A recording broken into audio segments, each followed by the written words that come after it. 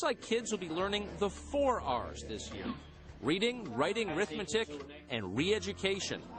A vocal group of gay couples is pushing lesson number 9, a so-called anti-bullying lesson plan that will teach kids in kindergarten through 5th grade about LGBT, or lesbian, gay, bisexual, and transgender lifestyles. I am a gay dad. I've been with my partner for 15 years, and we've raised both of our children since birth. We needed to address the issues of harassment, and we needed to address the issues of visibility, and the district answered that call.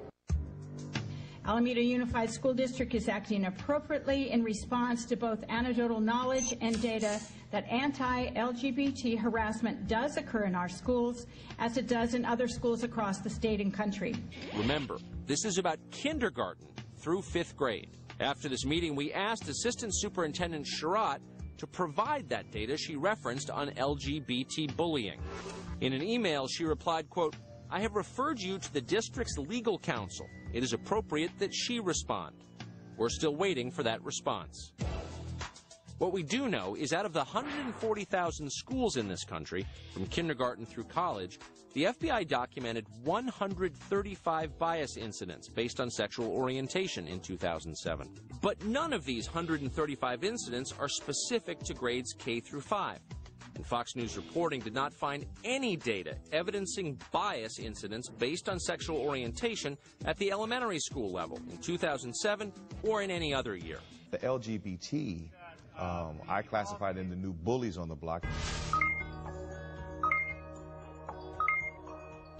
The school is not there to teach my child the social issues of life. That's my job. The problem is there's a group of adults who are trying to superimpose their ideology on some children instead of just preparing teachers how to handle bullying or how to handle offensive language.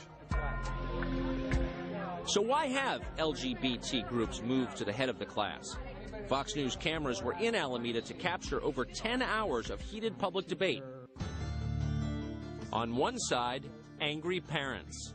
And they said, "Ooh, your mom's a lesbian. Lesbian, lesbian, your mom's a lesbian." And she said, "I didn't know what they meant, but I just felt really sad, and I went and sat by myself."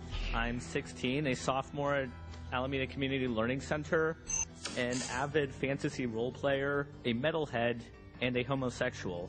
I have been harassed by other students in my classes and even began to consider to just stop trying in school and to just give up on life. On the other side, more angry parents. My child has been the product of bullying because she's black. She has never viewed a single video in the classroom like Eyes on the Prize, the history of the Buffalo Soldiers, or African American women writers from the 19th century. However, I am not requiring Alameda Unified School District, who is already strapped for cash, to incorporate these changes because I know how to successfully parent, educate, and instill value and self-worth in my child. You are choosing a book, and Tango Makes Three, that for 3 years in a row from the American Library Association, and again, libraries are choices, was the most challenged book.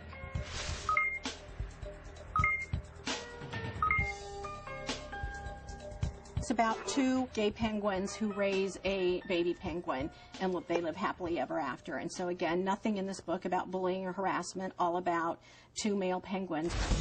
And the kids with traditional values are the ones that are considered, bullies, and no one's there to advocate for them. So how did the school board vote on the curriculum change? Member Spencer? Oppose. Member Tam? Yes. Member McMahon? Oppose. Member Jensen? Yes. Member Mooney? Yes. And the LGBT side has it, 3-2.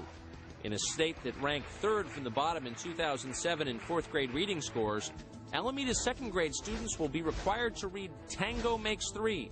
And by 3rd grade, watch That's a Family. They're the best dads ever. The idea that they want to force this on children and parents and not even allow parents to opt their children out proves there's an agenda, and they want to force this down these young kids' throats. I spent 3 years as a volunteer at Franklin Elementary School. I experienced in those 3 years dealing with 40 kindergartners